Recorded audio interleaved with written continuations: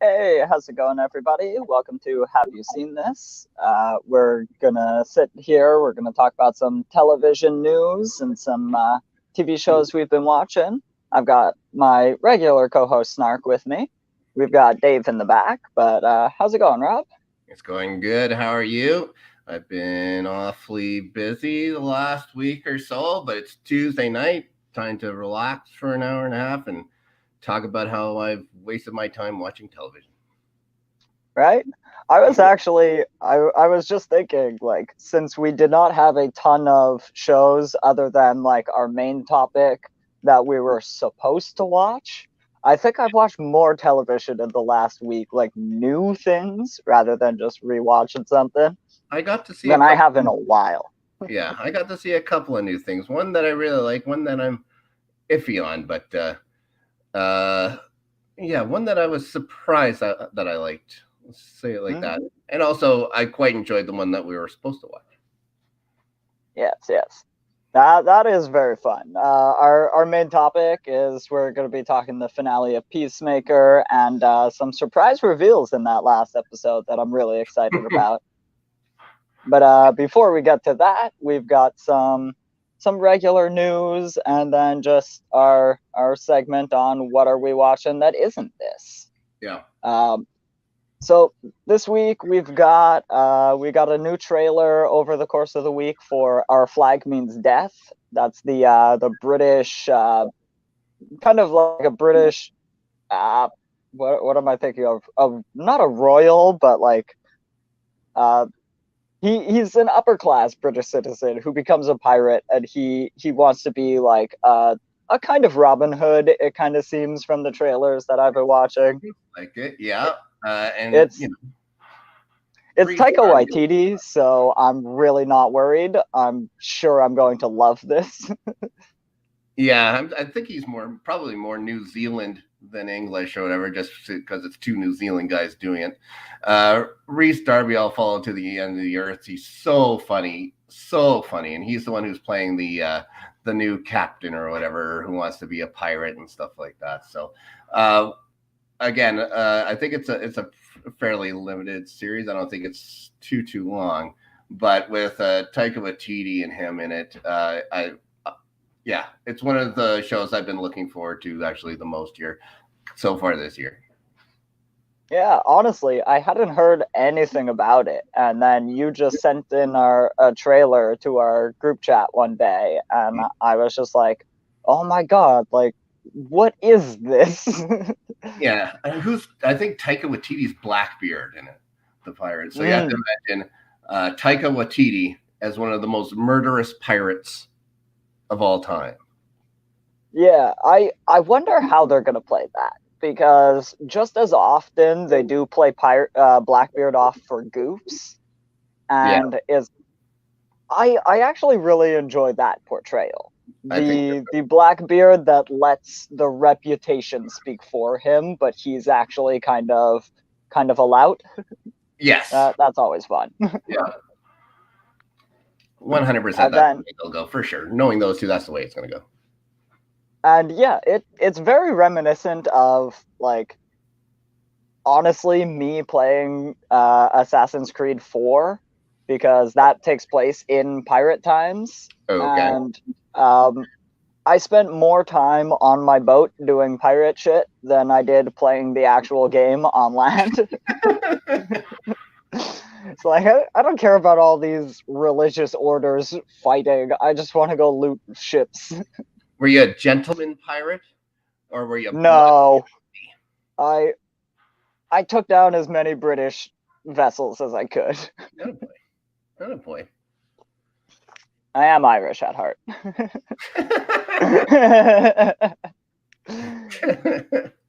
And yeah, so this one actually does come out March 3rd. Yeah. So it'll come out just after our next episode. In 2 weeks, we'll be covering it on one of our segments, because it's definitely a show I'm checking out. And if it's a limited run, definitely gonna end up checking out the whole thing. Well, and that being said, I think Peacemaker was supposed to be a limited run, and now it's been offered up for another season. So we'll see. Hopefully, it does well. Yeah. I hope that does really well, and they want to keep doing. But Squid Game was a limited run till it became the biggest show in the world, right? Was it? I guess it was pretty popular. Yeah. You're right.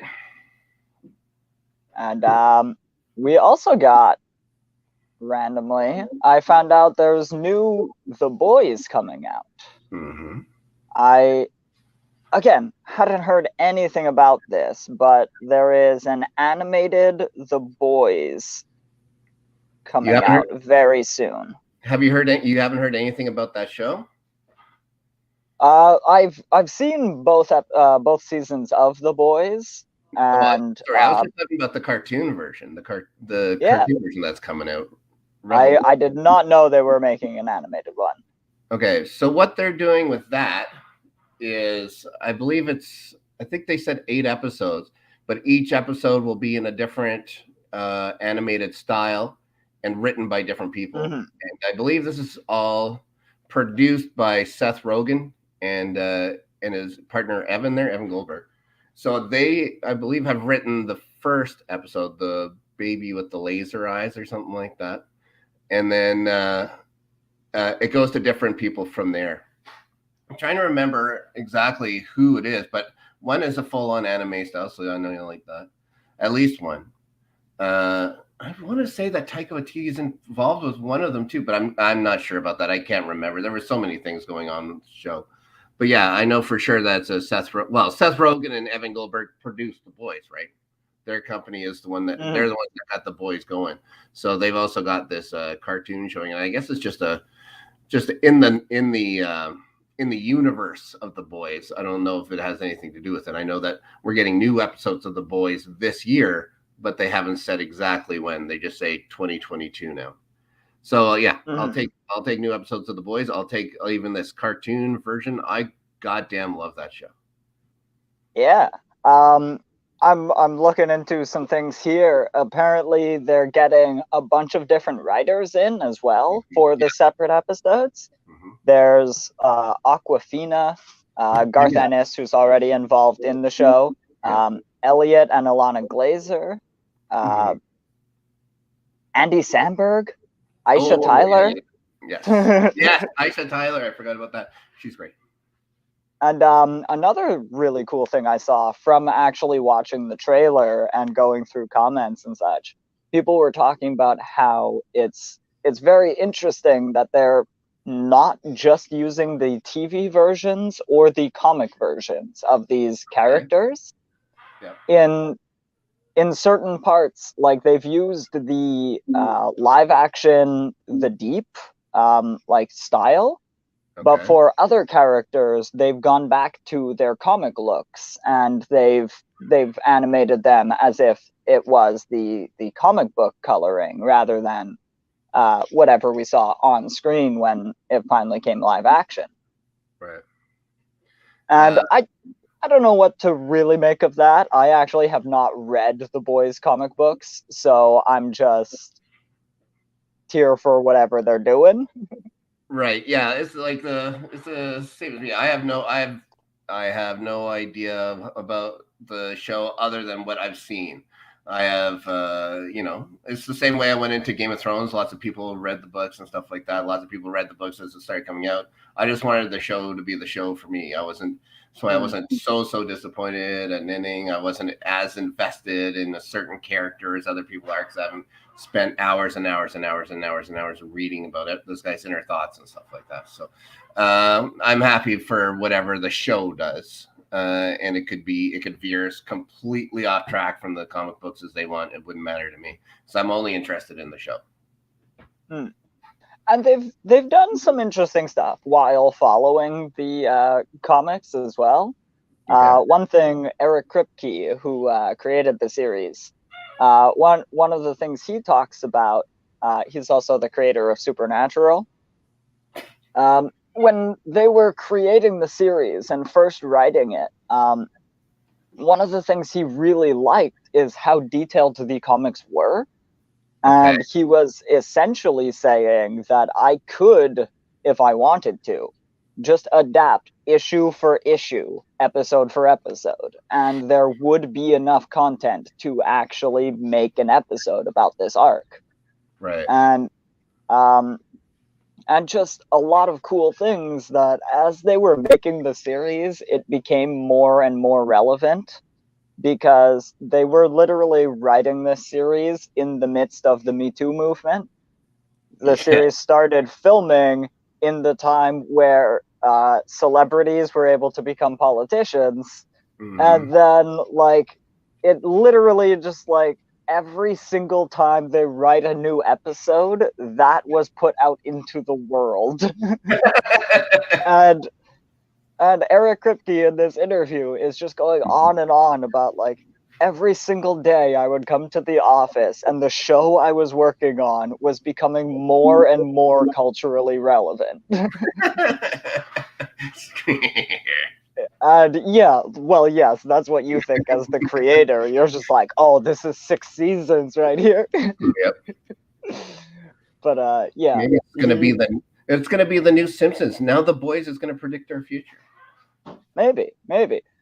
And yeah, I really thought it was cool, like, reading an interview like that and just seeing, again, like, the parallels between this show that even the creators were noticing as they made it. And they were just like, yeah, we're gonna put out our take on this, at least. And yeah, I've really liked that series. Carl Urban is fantastic. And also, I love that they just, I don't know where they managed to pull this off without being sued. But the fact that the Seven is literally the Justice League, yeah, is one of the funniest things to me. It's like they didn't even try with some of them. I started getting hooked on this show. Well, that first thing or whatever, when you see, what's the fast guy's name? Ooh, I can never remember. Anyways, when he goes through Buddy's girlfriend there in that first episode, yes, it's like, okay, I'm in. But like the show is filmed in Toronto, so I'm like, I know that place. And when they were showing Voight Tower, it's Roy Thompson Hall at the bottom, and then how it keeps going up and up and up and up. I was like, that's awesome. So yeah. So it has some CanCon content as well, which makes it better, as we all know. Speaking of, have you seen that they do a VOT News YouTube channel? No. There is a YouTube channel called VOT International that, if you go look it up, they do this, like, press conference guy who sits at a desk and tells basically fake news about VOT. Nice. And I stumbled onto this one day. I thought it was actually, like, a sneak trailer for season 3.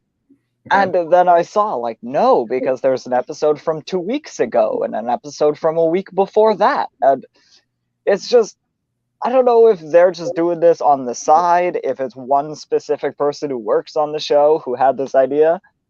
Yeah, so it's Fox totally News, separate. But in the world of The Boys. It's totally separate from the show? Like it had nothing to do, wasn't being filmed at the same time as the show? They're doing this outside the show?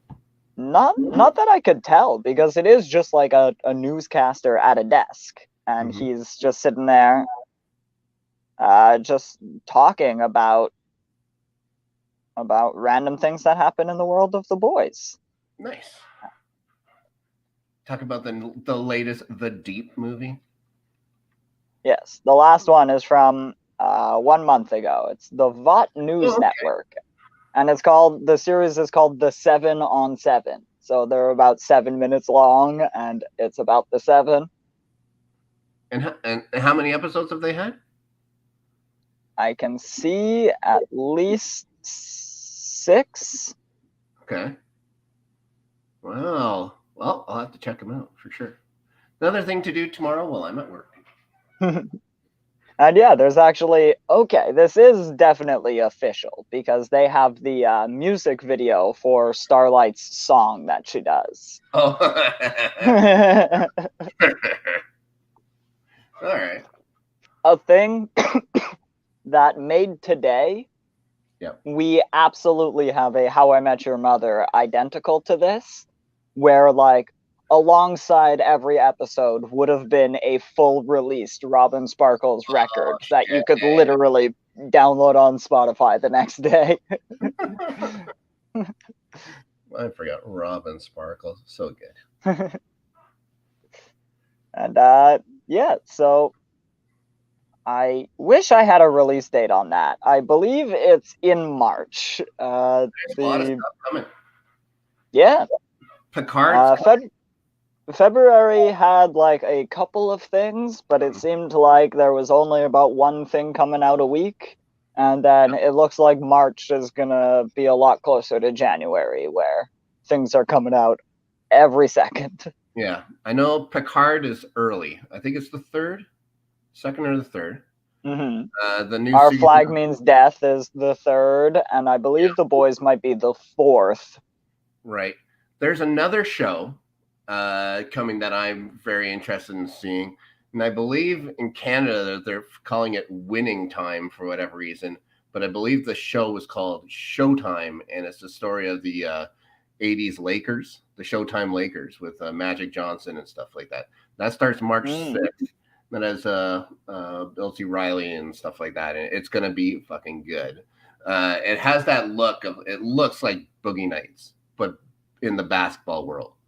So I was in as soon as I saw, Magic versus Bird or whatever in first person going up against each other. This is something from my youth. Like that was basketball from when I was a kid, the Lakers versus the Celtics every year. So I am 100% invested. Plus those guys were crazy. Those guys were nuts. Like, yeah, those guys partied hard. So I can't wait to see what they do with that as well. There's also, like I said, Survivor starting next week. There's also Canadian Big Brother starting in March. There's just tons and tons and tons of stuff starting in March. I can't wait. Get through this goddamn month and then let's go. And I've got just two little quick hits here. One, I see Love Victor is going to be ending after season 3 on this. That's a Hulu show. Yeah. And another quick thing before we go on, I have In the Heights actor Anthony Ramos joins Marvel series Ironheart. Oh, that's cool. Yes. Yeah, I love Hamilton. Hamilton's one of my favorite things ever. So, anything that he wants to do, I'll support. And to go into Ironheart is going to be freaking awesome. I think that's the one about that kid that builds like an Iron Man suit, right, in college or something like that. Yes, it's about this girl, Riri Williams, genius inventor and creator of the most advanced suit of armor since Iron Man. Right. And I believe there are certain times where she ends up with a piece of his armor and she kind of reverse engineers it. She's one of the newer comic characters that, like, as they in the 2000s, when they were trying to both diversify the field and introduce new characters to younger generations, because there's only so many times you can reboot some of these characters, especially people like Magneto, whose like origin stories are very specifically set in a set period of time that we can't just move around. Yeah. Also, I'm more excited about these new characters than I am for seeing older characters again. I have no expectations for this, so it's always going to be like Moon Knight coming up. I have really no idea about Moon Knight. I've always heard of him, but it's not like I read any of the comics or anything like that. So I'm excited about that. I'm excited about Ms. Marvel. I think that show is going to be great. like I'm also like, to be fair, I'm also excited about She-Hulk though, because I have read She-Hulk comics, and I remember when she was a member of the Fantastic Four when I was a kid too. So yeah, I've there's quite a bit I know about her, but the way they can do She-Hulk is going to be completely different than any other kind of Marvel show. So because she's a completely different character. So also, that's another Canadian representation right there, because Tatiana Maslany is. Still haven't seen the show. Never seen. No, you should actually check out Orphan Black. It's really fun. I'll try. You know, there's just so much. There's so much. There is. I want to hunker down and watch the shows and stuff like that we're supposed to watch, and then we had hockey, and I've been so busy at work. On the plus side, Orphan Black has been over for 5 years, so there's not new episodes to worry about. Yeah, that's true. So I sit down to the TV. It's like, okay, gotta watch the Peacemaker finale, and then I turn on Netflix by accident, and there's this thing for a show called what is it called? All of Us Are Dead. Have you heard about this show? Mm-hmm. Okay, I've seen it. Yeah. Well, like I haven't watched it, but I've definitely seen it around. Okay. Because I felt guilty about not watching the other things. I only watched the first 4 episodes of this one. But it was bang, bang, bang, bang, bang. I am 100% invested in the show. Another Korean production and stuff like that. And I've learned, never put on the dubbed version, only on with the subtitles and stuff like that. And it's so good. It's about like the zombie plague that oh, spoilers alert, there's a zombie plague and all of us are dead. But the way they explain it happening and stuff like that, it's unique. I think, well, it's not like I watch a bunch of zombie stuff. I've watched, the Walking Dead and stuff like that, but they never explained it as far as I remember. At least I never kept watching long enough for them to think after they didn't let that one dude die who killed their buddies. So I said, enough. But the way they've done this one, it's like, oh, okay, I get it. The fact that the guy was a science teacher or whatever in a high school or whatever, maybe a little far out there, but it's interesting how to see how the way Korean schools work and stuff like that. Yeah, it's a lot of fun. I'm not a big horror guy. I get scared pretty easily, but at least with this one, for some reason, zombies just don't frighten me. It's like, I think it's more funny. I think it's pretty funny when someone gets their face bitten off, I guess. And I'm not so, not so with like witches and stuff like that. They spook me on more. I'm surprised. This like zombie generation has actually lasted quite a long time. Well, is it Walking Dead that brought it back into the fore? Like, I can't remember. Yes, like, Walking Dead stole it from vampires. Right. Yes. There's like this weird pop culture thing where vampires or zombies are always in horror media, and it's just because those are like 2 of the most human like monsters that you can talk about. And like, yeah, and it kind of flits back and forth between the 2, and people are either very invested in zombies or very invested in vampires, and yeah, and it just has seemed like we've been zombies for a long time now. Yeah, I haven't heard about a Vampire Diaries in 15 years. Yeah, I was going to say, when did that show come out? It was on the heels of Buffy. I know that. I know that Buffy had ended before that one came out. I think Buffy was over before the Twilight stuff came out too, right? Yes, yeah. Ended in 2003, I think, Buffy. Yes. The last season was 2003. That was and really True Blood starts in 2008. Yeah. 5 years after Buffy. Did you watch True Blood? I watched a little bit of it. I kind of fell off after like the first season or two, Yeah, where like I think I they saw. they did a lot of things in that show by deviating from the books, which like weren't the like everyone's cup of tea already, and then they deviated in very specific ways that upset the book readers and also the author, if I am remembering correctly. There is a whole thing with True Blood. Oh, really? Yeah. Because they're rebooting. We just did the show about reboots. They're rebooting that show too. There's a Are new True they? Blood show coming out. Yeah, I Huh. think back to HBO again. But yeah, there's a new True Blood show coming out. So I That don't. Yeah, seems I don't interesting. know. I don't know if it continues on, like if it's a direct kind of sequel show or whatever. But it's just called True Blood. It's not called True Mm. Blood Age of whatever. Yeah, or if it's going to be taking part in a different town, or if they're going to be using what's her name, Suri. What was her name? Something like that. Suki. Suki. Yeah. Yeah, I don't know if it has anything to do with it or not, but I know that it's Uh, yeah, just looking it up quickly. Apparently, they're still fleshing it out, so haven't yeah, quite decided. And it looks like the HBO, uh,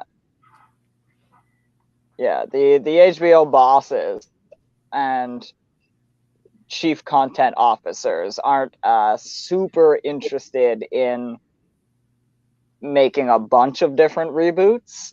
right. And come to think of it, there aren't a ton of them on HBO. Like a bunch of HBO affiliated networks, but not many that are being developed by HBO, like Yeah, I Warner guess. Brothers. Yeah. Yeah, that's true. Yeah. So good news. The one show that everyone's been pining for to come back, True Blood, coming back. Oh boy. Well, I gotta watch. Well, you know what? I'll watch. Again. At some point, there was a thing about fairies and stuff like that, and that's when I was like, "What? All right, enough." So that was Honestly, that confused me because it it wasn't enough. Like if they had a story to tell about fairies, I would have been interested, but it yeah, kind of seemed shoehorned just to make the main character special. right. And yeah, I very still confusing show. And you know, I'd probably have a better idea if I had watched all of it, but it was my brother who was watching it, and I was catching every second, sometimes third episode. You know what? You probably didn't miss much. Nah, maybe not.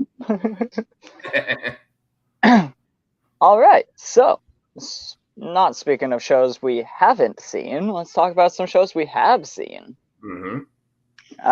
You mentioned the zombie one, Yep. and All about the I guys. yes, Oh, last Friday I watched episodes 10 through 12 of The Legend of Vox Machina, sure. which means season 1 is now finished and in the books, Okay. and very fun. Got to hang out with the vampire villains that you met in the third episode, and like the whole rest of the season takes place with them, and they're the primary antagonists, and Yep.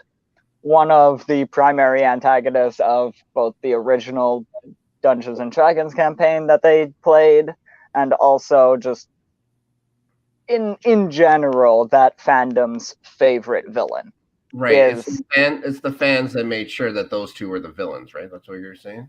yes, when they did the Kickstarter, it was for like 2 episodes, right?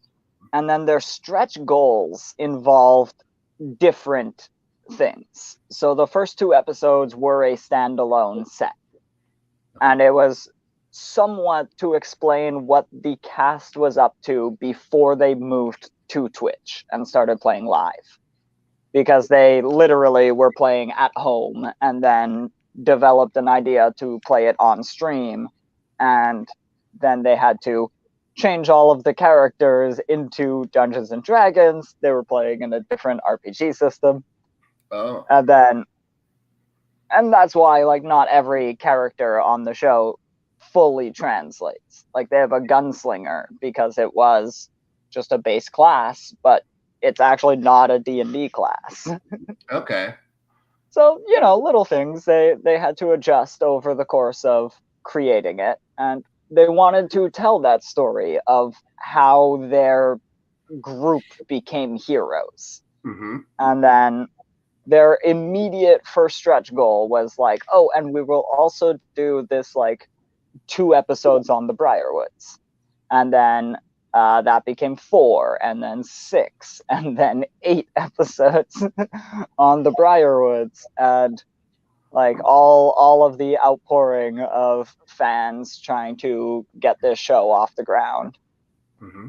Again, proved to Amazon that it was worth looking after and picking up. Like, really, there's already a 2nd season.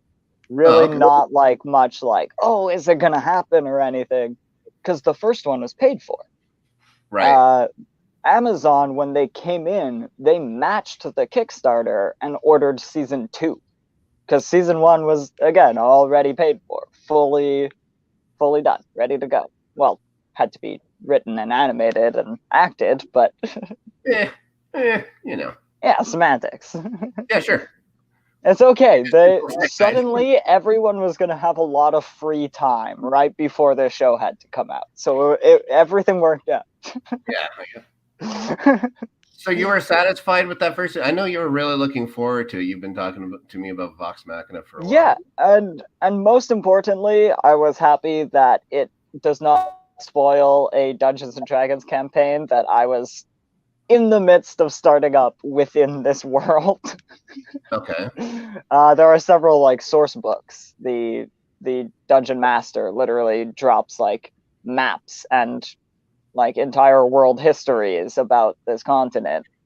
And so yeah, I was about to start a game that literally takes place in the timeline of this possibly this show. Maybe if it gets to season 3 we'll get there. But yeah, I was sitting there every episode going like, how far are they gonna get exactly? And when you watching say start, it with my friend. When you say start the campaign, you mean not playing yourselves, like watching them do it or whatever on their YouTube channel? Is that what you're talking about? Well, I was playing the actual yes, game? I was actually going to be starting to run a game within the world of Exandria. Okay, yeah, okay. So it has their own world games and stuff like Middle Earth had their own game and stuff like that as well. I see. And like currently there are like Star Wars settings you can pick up, as well as like Dungeons and Dragons has always had multiple different multiverses.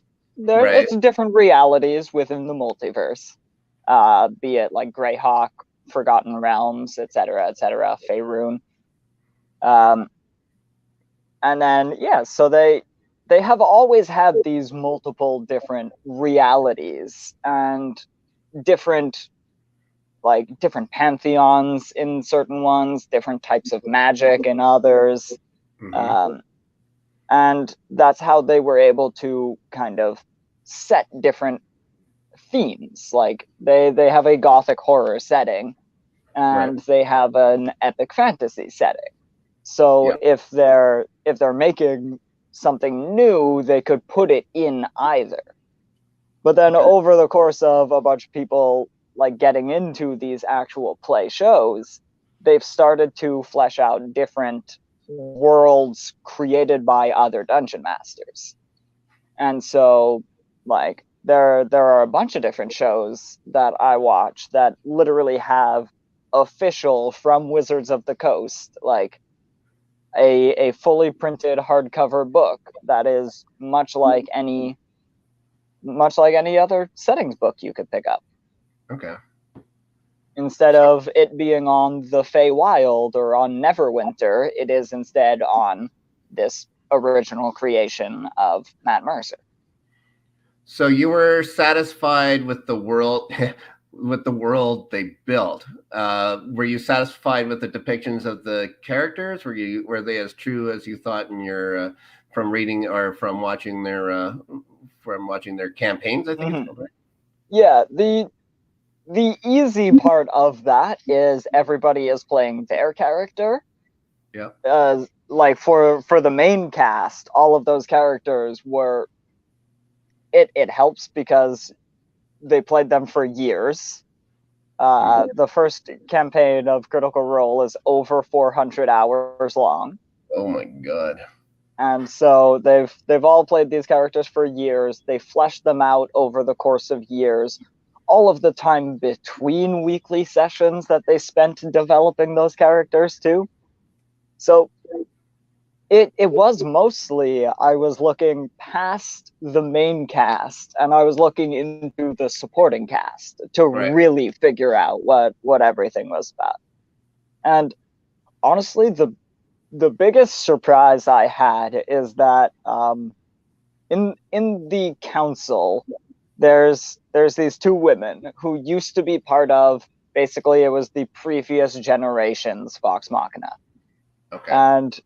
And like they were of the adventurers that took down a world level threat. They were the Avengers of their day.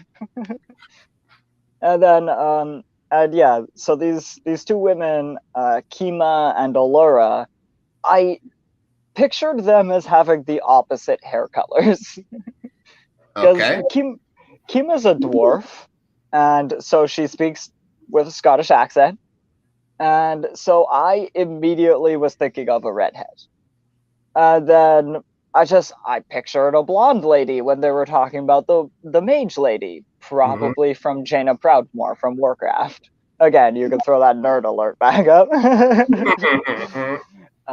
But I think it's just a given. Yeah, it's just a given. And yeah, for some reason, I got into the episode and I just went like, oh, I wasn't expecting that. And then I was saying, like, I always pictured Allura as a redhead, like, because I thought, or I always pictured her as a blonde because I thought Kima was a redhead.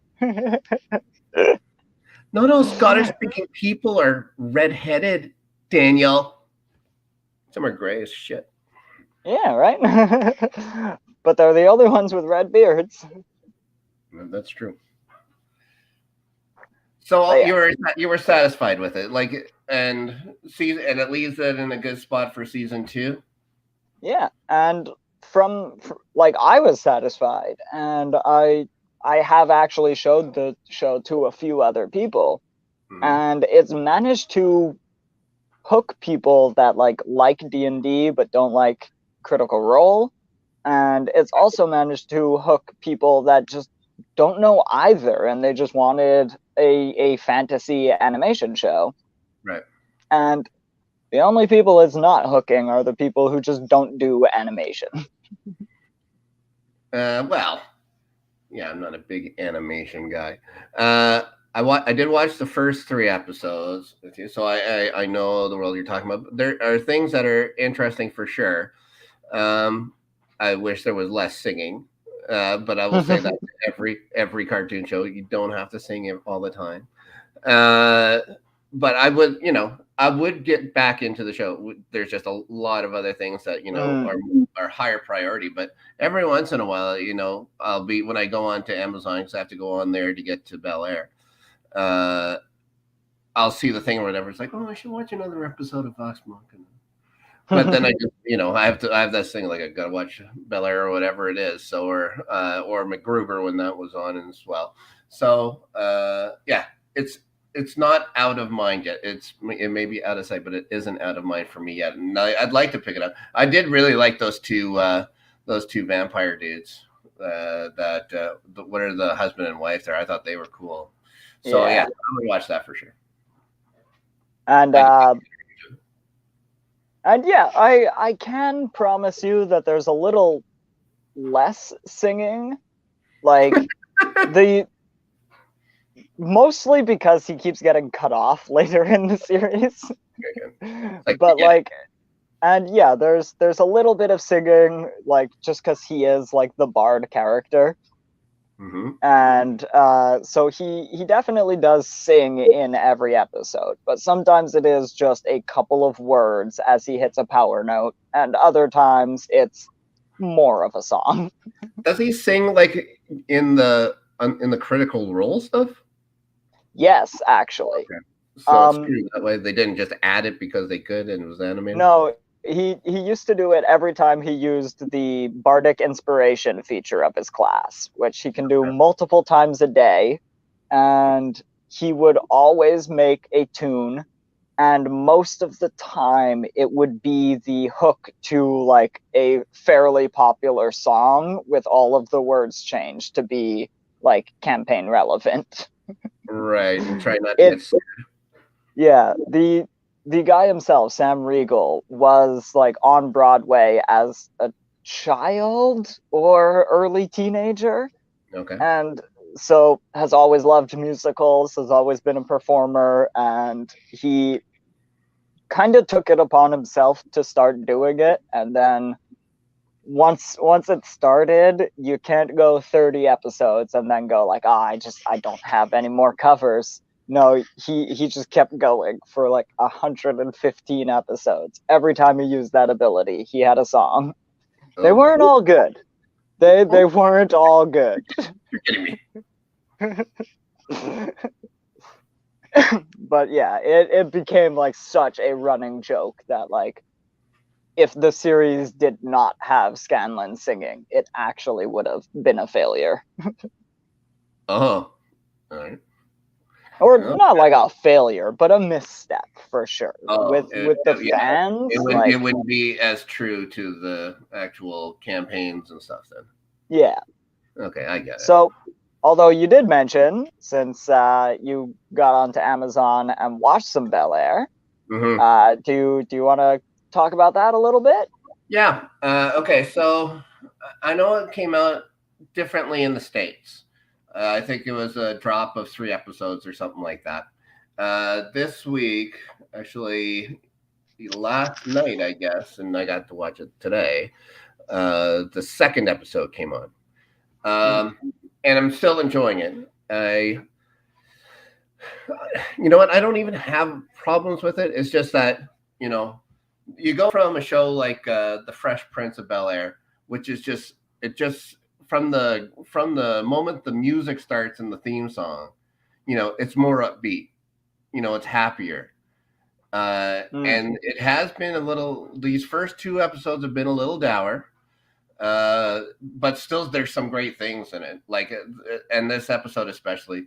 I can't remember the name of the man who plays Uncle Phil, but he is fantastic, and he is with what's going on with Uncle Phil now is he's running for Attorney General, I guess, of I don't know if I guess it would be the state of California, right? And there's a lot of people that have a problem with how much money he's had and stuff like that. But he has to talk about how he came from, small town roots in South Carolina, had to worked his ass off to become a lawyer so he could get the money to buy the family farm that was taken from him and taken from his parents and shit like that. So yeah, it's like I get everything and stuff like that. It's the Carlton is such a little weasel. Like the Carlton, man, and it's it's not the same. Like I don't remember Carlton being such a popular guy at his school. I remember when Will went there, Will was automatically popular. But I don't remember Carlton ever, or even wanting to be a popular guy. And I knew you didn't play much sports and stuff like that. And also, he seemed like a good dude. Sick, great. Adrian Holmes. Yeah, watch this guy. He is freaking good. And so, you know what?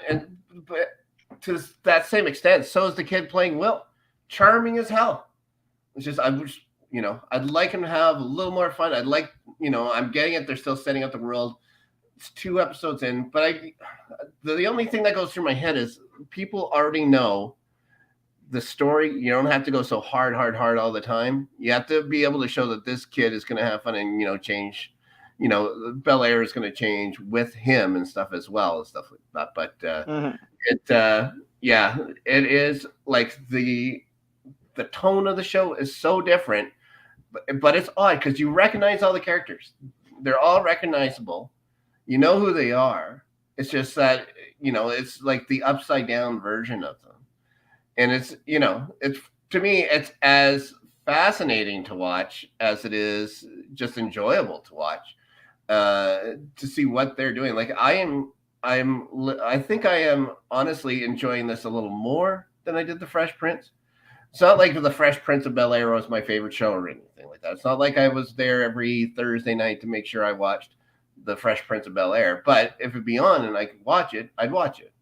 I haven't ever, turned it back on or whatever. It's over on Disney Plus here in Canada now. I haven't decided to go along and watch it.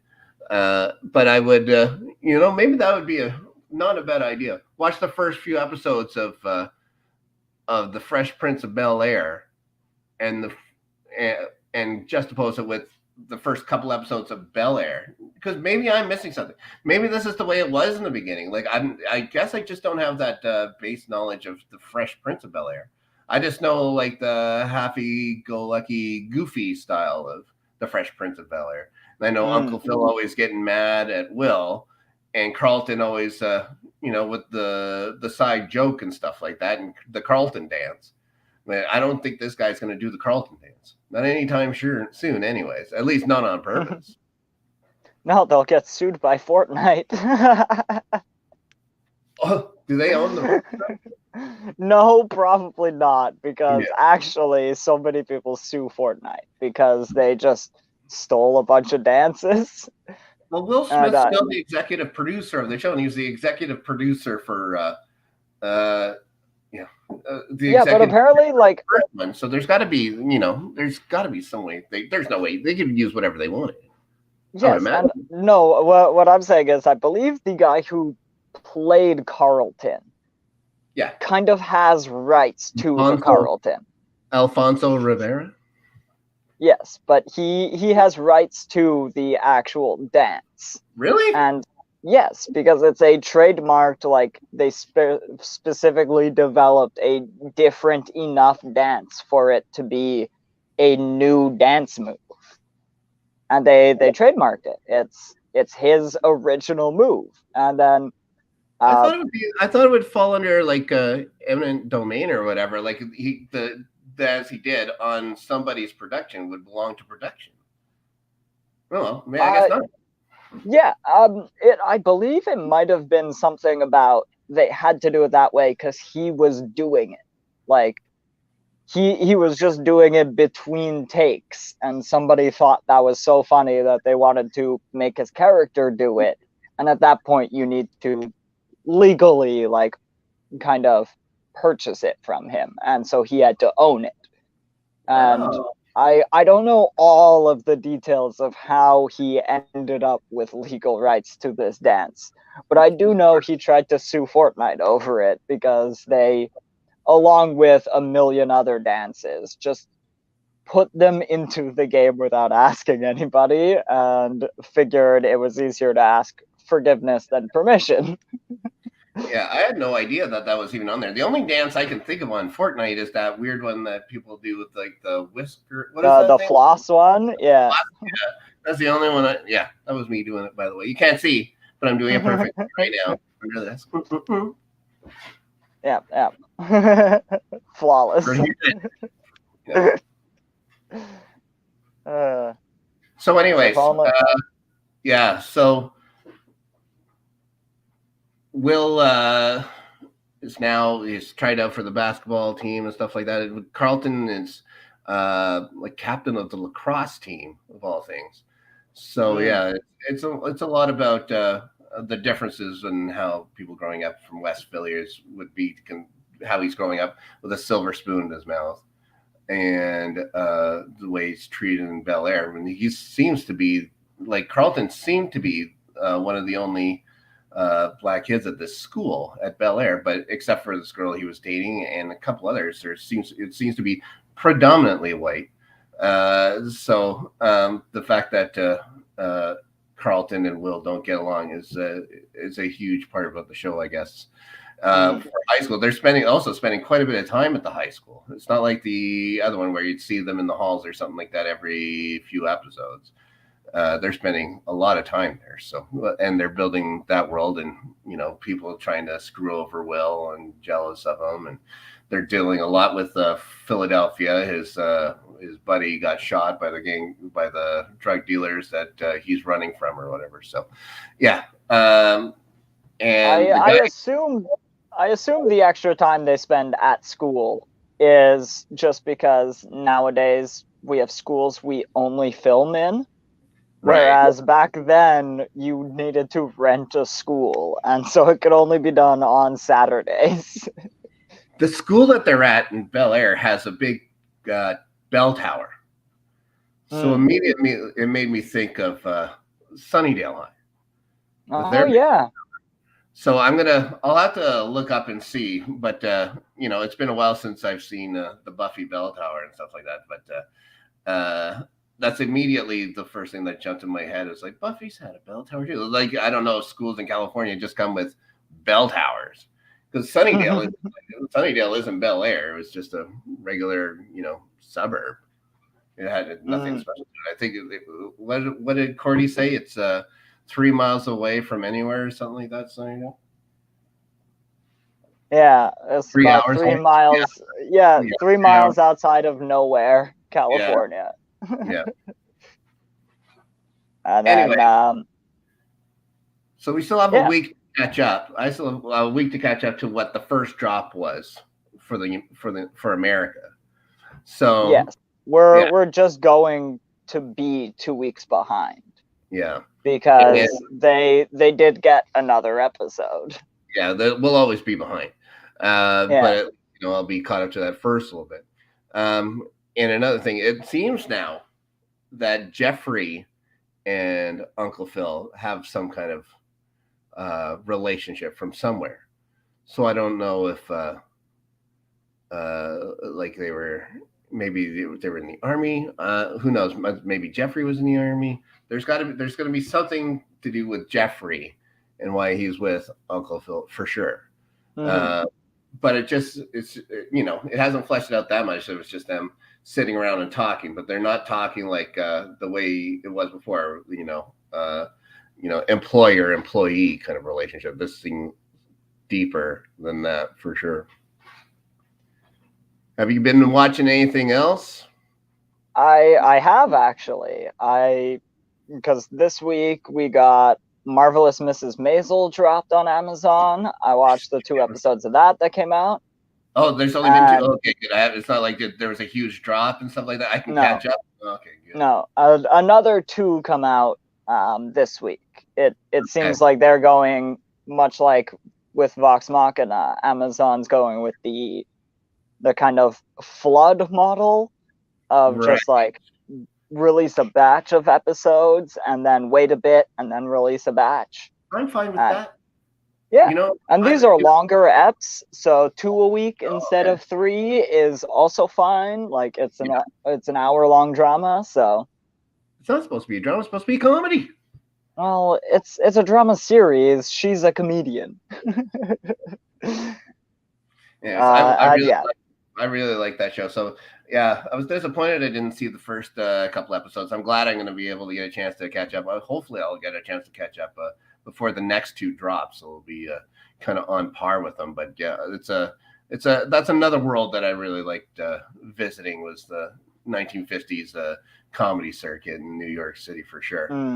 I love that series so much as well, and so we'll definitely have to get you on that at some point, and we'll talk about it for sure.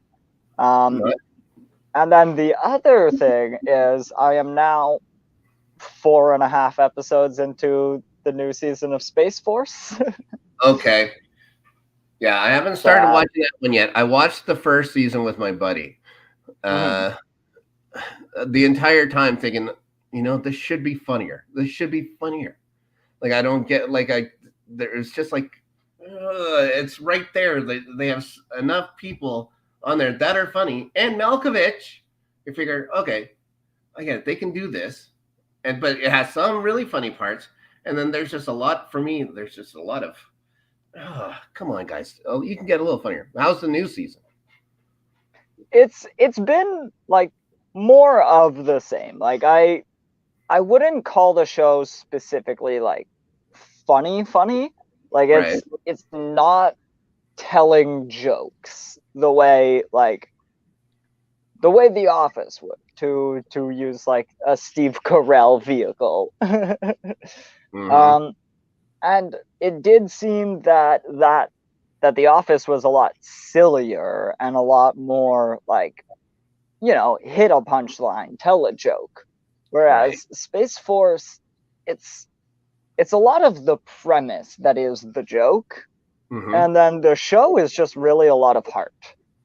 Like all of these characters, and like honestly, one of the best jokes of the whole series is a person's name, and it's the press guy played by Ben Schwartz, Yeah. and his name is uh, it's a play on the press secretary Scaramucci, and Okay. his name is Scarapaducci. It's literally so close that it cannot have not been. Again, Space Force came out at the perfect time.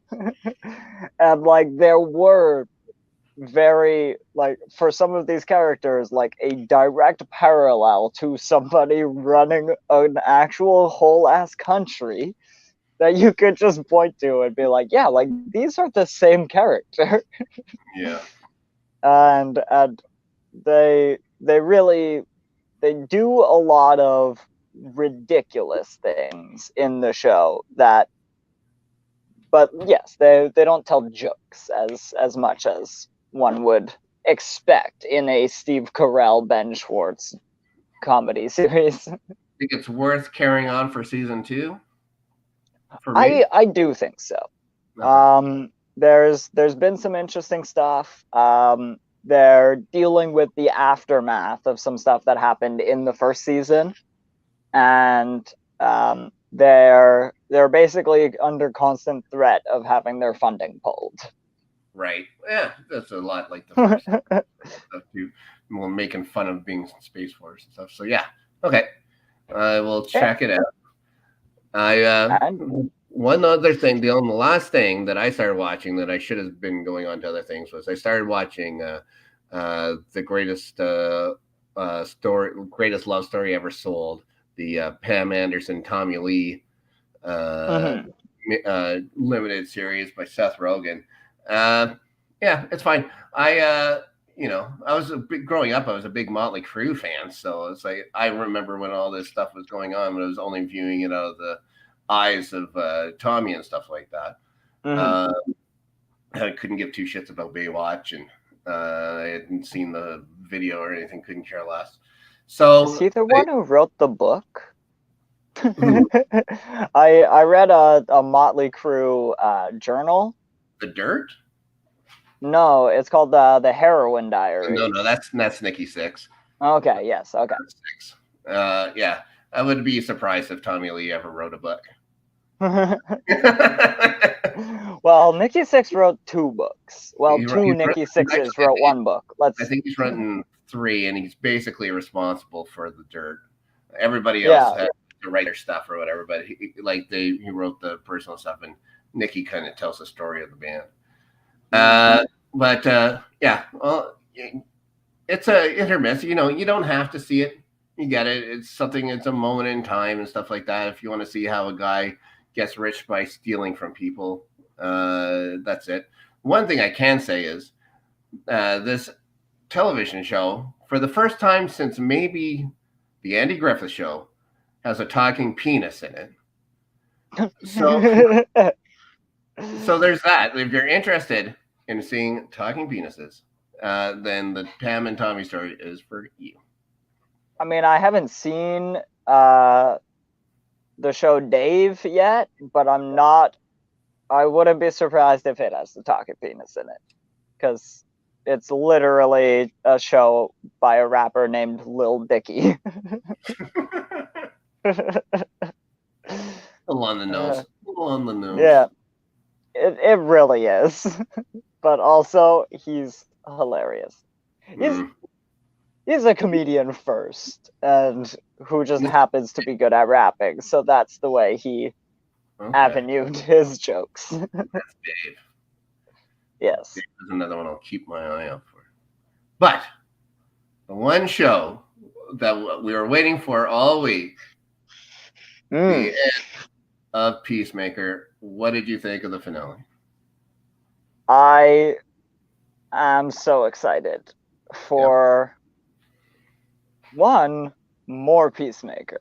Yeah. But two, I was very happy that like they didn't mess anything up.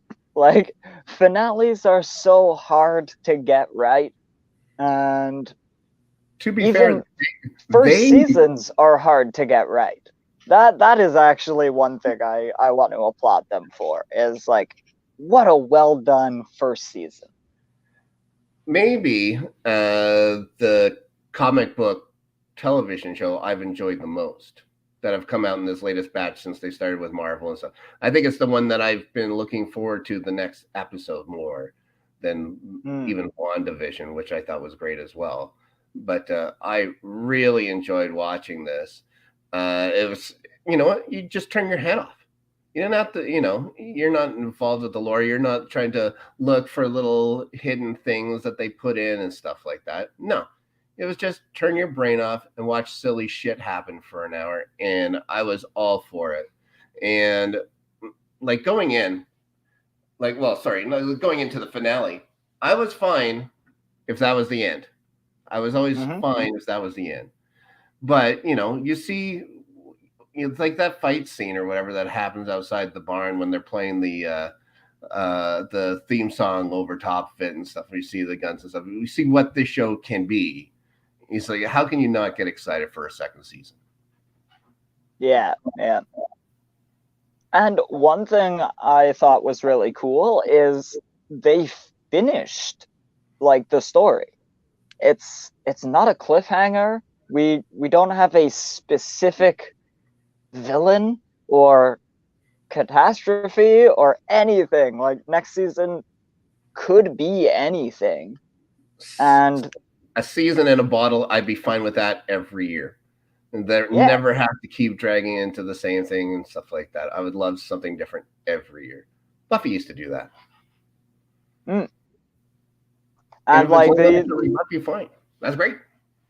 And yes, like even Buffy had certain things that do carry a little bit, but they're generally it's more a callback. Like there's in season 2, the Master's almost resurrected, and so Buffy pulverizes his bones. Very first episode, she's still pissed about him dead, or him killing her. And then in season 6 they gotta resurrect her, and like there's always a little bit in the new season that it either catches you up or gives you somewhere to start from. But I think Buffy mostly did that for the fact that they weren't doing it with their episodes. Right. And if Peacemaker wants to do those kind of things, that's fine. They've shown like a couple of things, like the butterfly showing up at the end, which was probably Goff. So when I rewatched it, the detective gets shot in the chest. He doesn't go. He doesn't put one in her head or whatever. So that's probably Goff coming there with that little tiny bit of honey. But you saw what that cow was milking out of it. There's got to be more honey in the world somewhere. So I don't think you've seen the last of the butterflies. Also, I don't know how much this holds to it, but when Vigilante comes back and says hi guys and is holding his side and stuff like that, he has his mask over his face and stuff like I'm not sure that Vigilante isn't a butterfly. Because he got that through and through, and the way he fell, he throws the knife at the guy. He goes, "Oh shit," and he's down and out. How does he come just walking up, ambling later or whatever, just holding his side, saying, "Hey guys," he was out. And it wasn't like a long time. It wasn't like he just fell to the ground and said, "Oh, well, that's it. Went through. That's fine." I'm thinking that, yeah, if anybody was going to be turned into a butterfly, Vigilante would have been the one. Yeah. He could hide the blood on his face with the mask. And I thought there was a chance they were going to do it with Harcourt. Right. Well, it was halfway there. Yeah, and basically, like, no, I thought, like, later on, after that one, and then after it looks like she actually dies, I thought, like, Goff was gonna end up Harcourt. Oh, okay. So, right. Okay. And so basically, you get to save both of them in a way. What did you think of the redemption for Adebayo? That was interesting. And I like that it happens in the most Peacemaker way possible. Like, he barely forgives her, but you know, he also knows that she was on his team in the end, and the human torpedo frickin' helmet is very amusing as well. Oh yeah. Just the fact that he tells her to never use it, then I mean, obviously they're going to use it after that. You knew it was going to happen, but it didn't take away from the enjoyment of seeing it happen. Yeah. Especially when it gets gooped back out with the intestines, and you just, what the fuck? So good. But I'm even talking about like, when Hard goes down, she grabs the gun and says, "I was made for this." Just her shooting and stuff like that. The way she was shooting, and started doing it, so good. It was awesome. It's like, I wanted that character the entire time. Why couldn't we have had that? So yeah. With her going and doing that press conference at the end, I don't know if we get the same kind of deal with her going forward, or if there's going to be a whole new team and stuff like that. I would imagine there would be.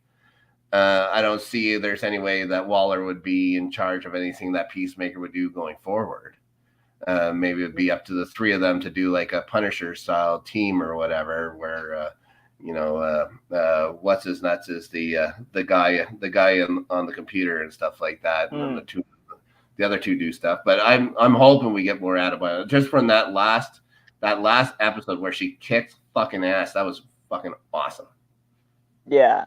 And I think, like, there's a possibility that, you know, she sticks around because that could be the thing that brings all of your seasons together, is that Adebayo is now confronting Waller, and very publicly confronting her, and that is very interesting because of their relationship, and it's like, that is possibly your next season, is them initially, I don't know, do you take the fight to Waller? Does she have a proper response to this that maybe puts, like, Adebayo's words into question?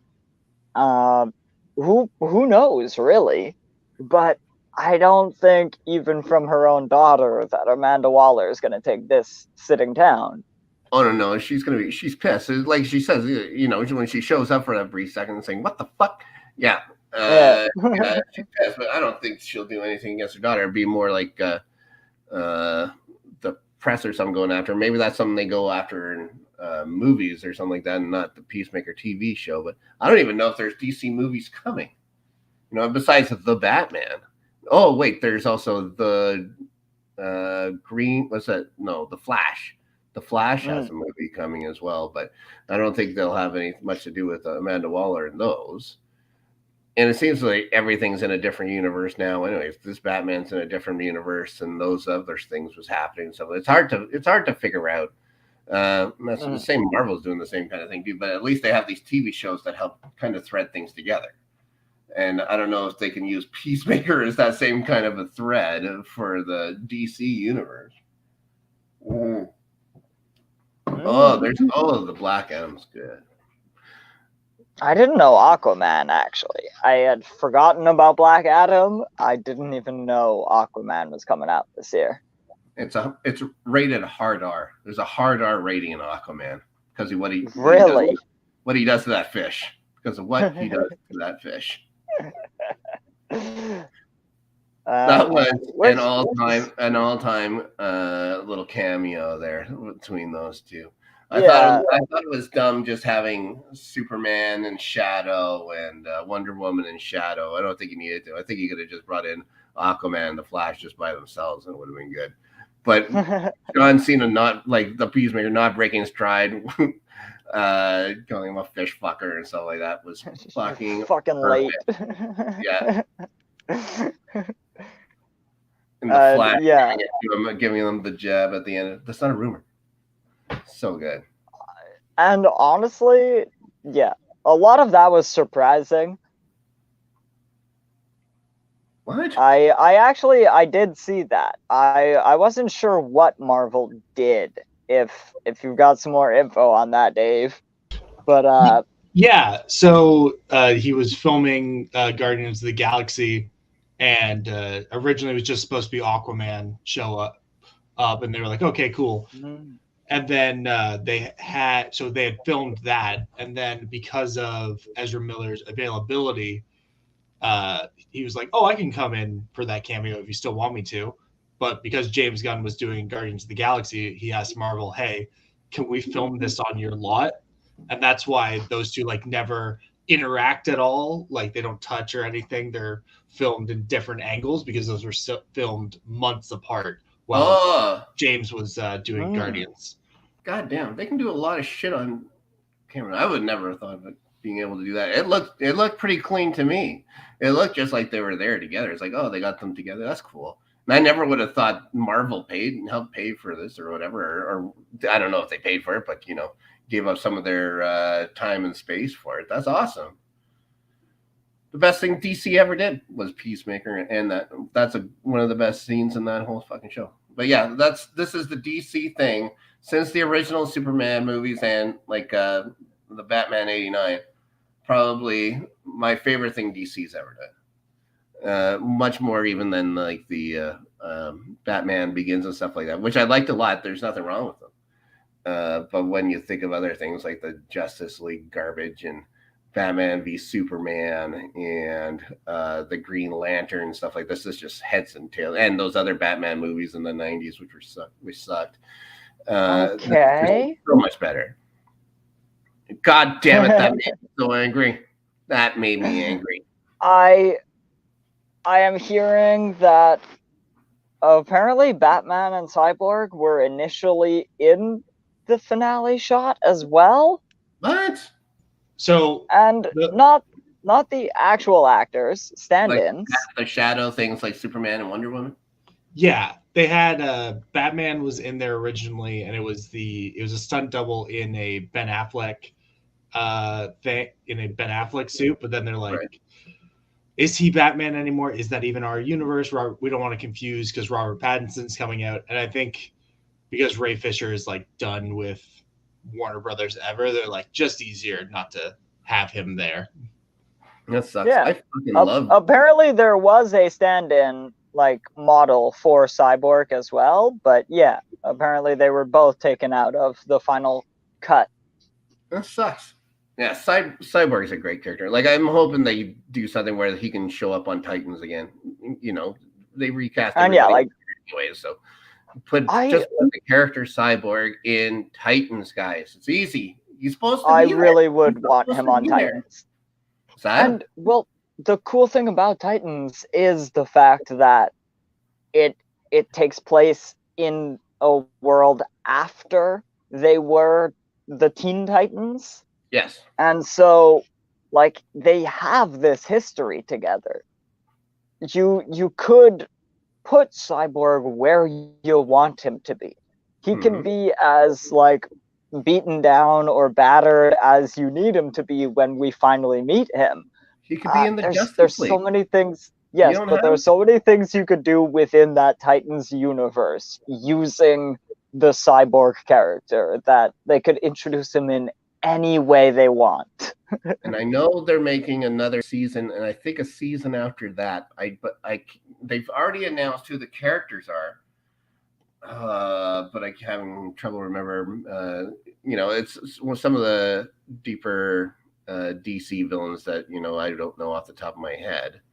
But I don't know if they're husband and wife or brother and sister, but I know that there's the two villains for the next season have already been announced, and I believe they're going to do at least another season after that. That's really cool. I have seen... Yeah. I've seen here that there will be a season 4, but I'm not seeing anything about 5 yet.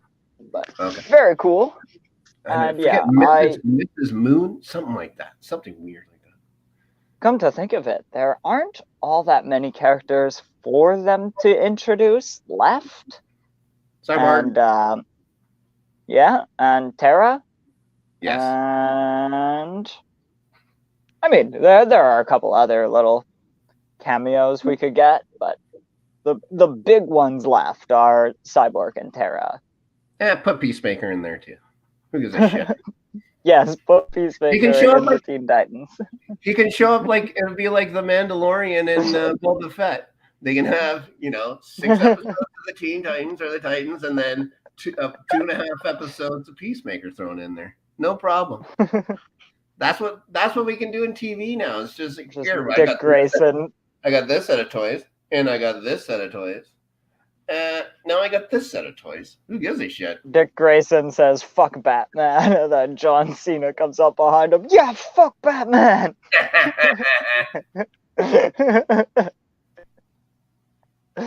Oh. But yeah, so work wonderfully in the Titans world too. They don't give a shit. There's death all over the place in that. Maybe that's why he shouldn't be in there, because he just wouldn't stand out. I think one of the big things about him is how he stands out, because he just, I'm just going to kill you. He's kind of like if the Punisher had a sense of humor, that would be the Peacemaker. Yeah. And what? I don't know. So what was your favorite part of the finale, though? Well, I already said when Adebayo says, I was born for this, and just comes up with the blazing and stuff like that, and then eventually grabs the butterfly from going after Harcourt and going like this, boom, enough, splatterize that thing. That was my favorite. I wasn't a big favorite of the monologue that the dude had about his hair, about his beard. I just thought it was kind of contrived and stuff like that. Like, why is the cop asking him about the beard and stuff like that for no reason and stuff? Yeah, whatever. Didn't need to be there, but it's always good to see Steve Agee get some work and stuff like that. I think he's hilarious. Yeah.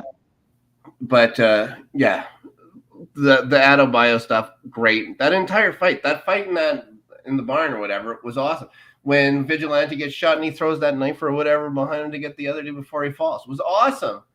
There was tons of the Human Torpedo going through and stuff like that, and the gut splattering out and shitting out Adebayo at the end.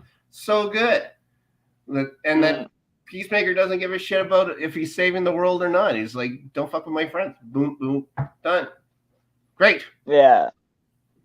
I really liked and yeah, I find that bit with man, what's his name? Economist. There we go. Yes. The bit with him and his beard was a little too long. Yeah. But up until it went for a few seconds too long, I was cackling laughing. Because, and yeah, maybe if he had moved off of the beard and started asking him another weird question about him. Yeah. Because every time the cop asked Economist something, I did laugh. And it's just, like these butterflies don't understand human behaviors, and Yeah. so, and I love just that weird natural curiosity too. And just between the two things, I just wish we had gotten like a unique question or two beyond that point. See, I think it could have paid off more if they would have shown the other ones questioning each other about weird things. You know what I mean? It just seems like they go after him and you don't see them talking just to other regular people. Like, why does this guy do this? Why does this guy do that? If they just went for him. Myrn does it. Mm-hmm. And I wonder if there is a bit after they take over all of the cops. If in the next episode there's a bit of two of them talking to each other. I don't remember. About like the memories and things like that. I knew that. Yes, I knew about like, that. Like this one was this, and this one did this, and because like they have access to all of that. But Myrn even mentions that he has access to all of the feelings of the person he's taken over. Yeah, no, I knew all about those things. Like I understand like how it works, but I just don't see them being curious about other people. I just found them only being curious about, economists. Yeah. If they would question, if you would show them question each other, like the cop or whatever, like the tall. Yeah, like if that guy had just asked two other people some weird questions of like, why? That would help. Why is that person? Why is your human's ears pierced? But I think we're splitting hairs anyways because it was so good. Like the finale was great. There was nothing really wrong. We're like having to dig a little deeper and to find something that kind of what maybe wasn't our cup of tea. But to be fair, like I loved every minute of the show.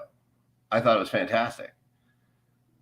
But and leaving us in a spot where they could go anywhere in a second season is great. I would imagine we're gonna see a kaiju. What's that? Because just a large monster. Oh, okay. Because after Starro and then the cow, and then I guess Peacemaker just fights giant monsters. Yeah. I think this is a show Godzilla next. You don't need to throw in named people very much. You know what I mean? It's not like Peacemaker has to go up against the Penguin or somebody like that, or Solomon Grundy or any of these other weird bad guys. They don't. It's a property that doesn't need it. And I think this is, and James Gunn's playing to his strengths. Like look at Guardians of the Galaxy. Like going for Eagles, the Living Planet for a bad guy in the second one.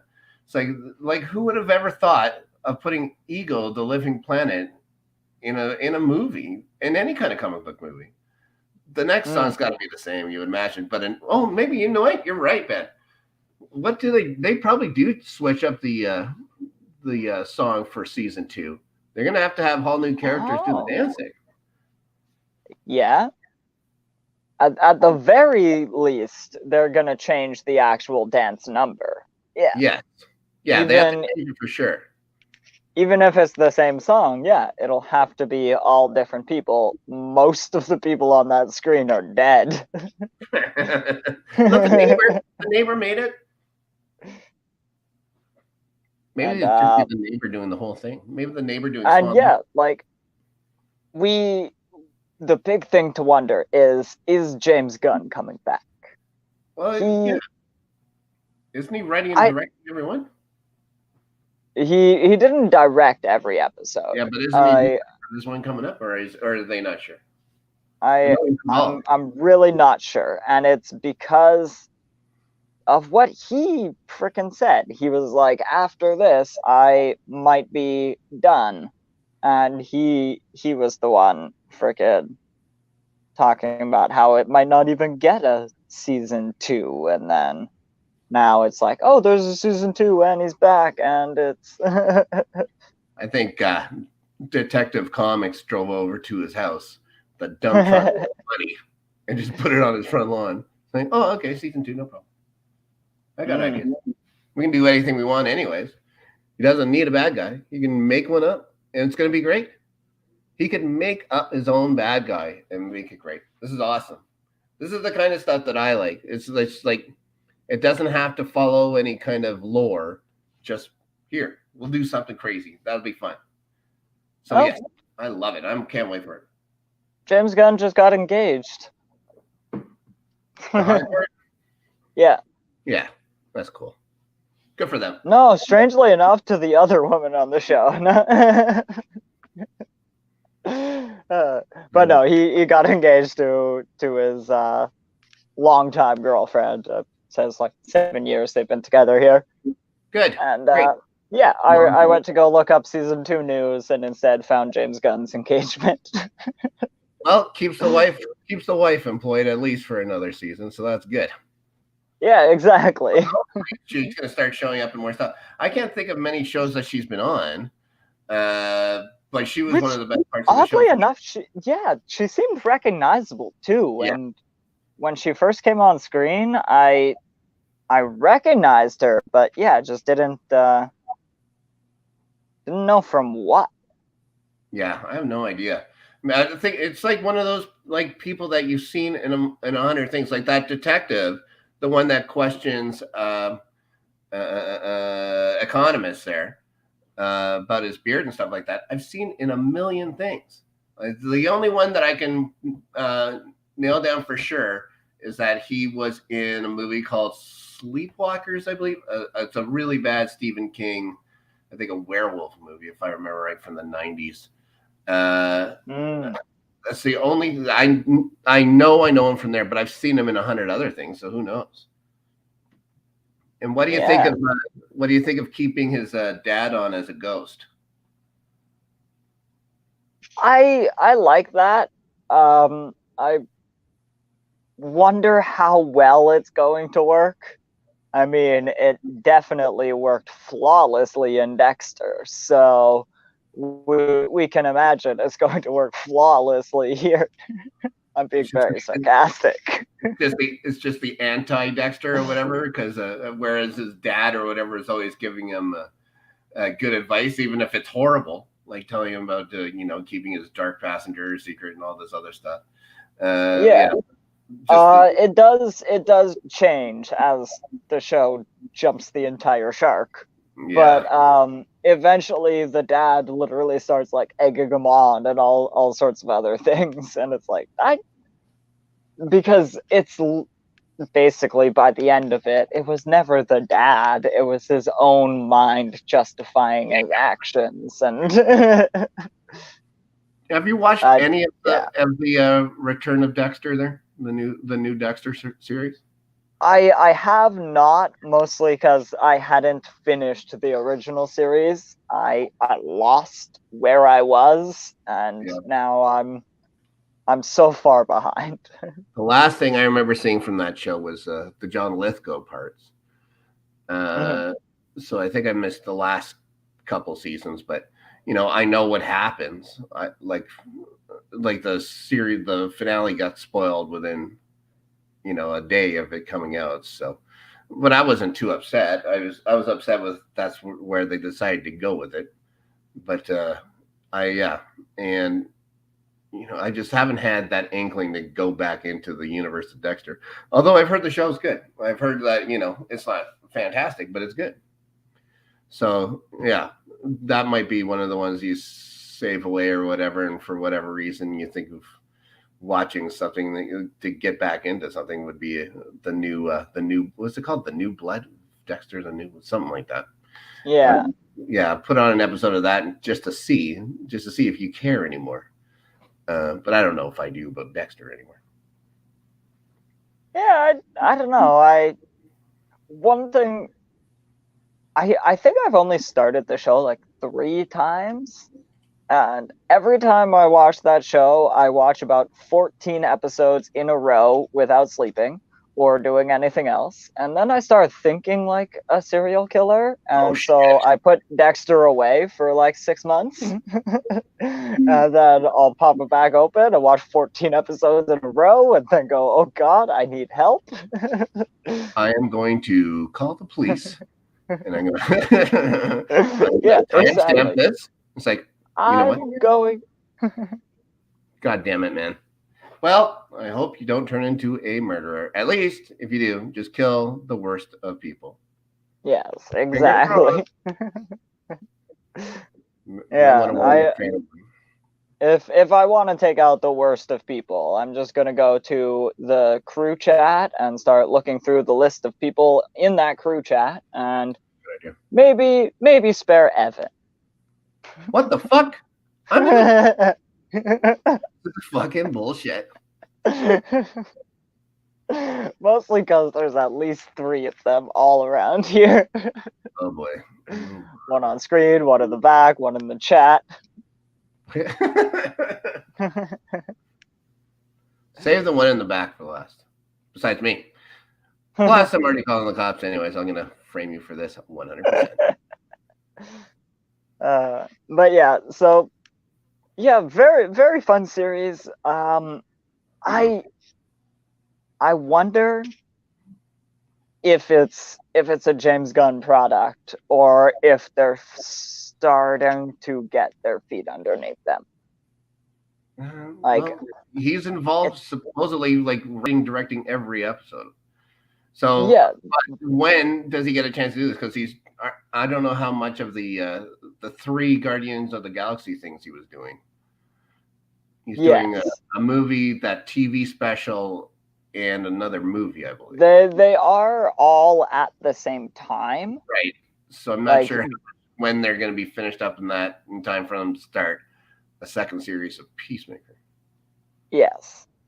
So he may not be available for the whole thing, but you know, if he goes and does the writing stuff and then maybe you get the regular TV like rotation of directors for the first few episodes and then he takes on the last, like the end of the series or end of season 2. We don't even know yet. Here's, you know what? One last Peacemaker thought from me. I don't remember seeing his brother in it. Do you? Right and direct. Every episode. There you go. Okay. Yeah. But I don't Yeah, remember. I was about to say, like, Guardians comes out May of 23, so probably wrapping filming like this year. Yeah. So they might in the next few months. Yeah. Now they would probably want to put the show out so it doesn't go up against the Guardians. So you would imagine, like, if they would put the Guardians out in the summer, do they put it out in the same kind of area? Could they shoot for a early winter 2023? I think no, that'd be way too early. No, yeah, I think that's a little early. 2024, even with the TV model. Yeah. No, I think because he still like it just got announced, right? Unless they've this is HBO. Bag. Yeah, that's true. This is HBO. They use 18-month cycles recently. Yeah. Like number of the last Game of Thrones seasons, even though they were shorter seasons, they took a year and a half to develop rather than 1 year.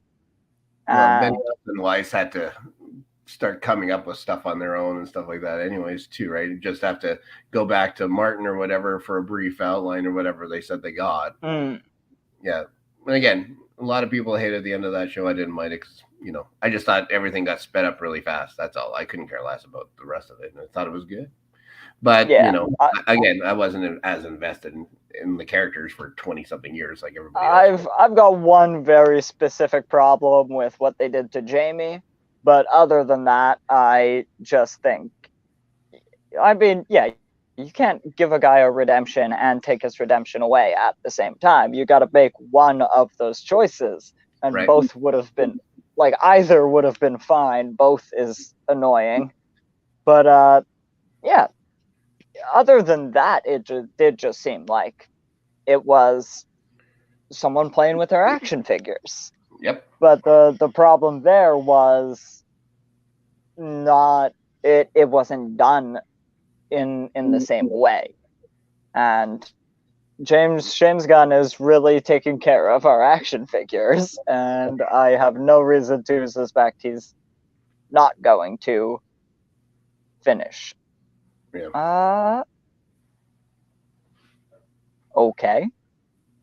That's an odd thing. So yes, apparently they are currently filming now and will be finished filming the Guardians movie soon. Okay. Yeah, that's fine. It was good. There were some really good parts. There were some parts that I didn't like, but there were some parts that I really liked. So yeah, good. It was good. Yes. And yeah, so yeah, I hope all of these peoples are back next season. I want it. Does it become kind of a road trip thing? That'd be fine.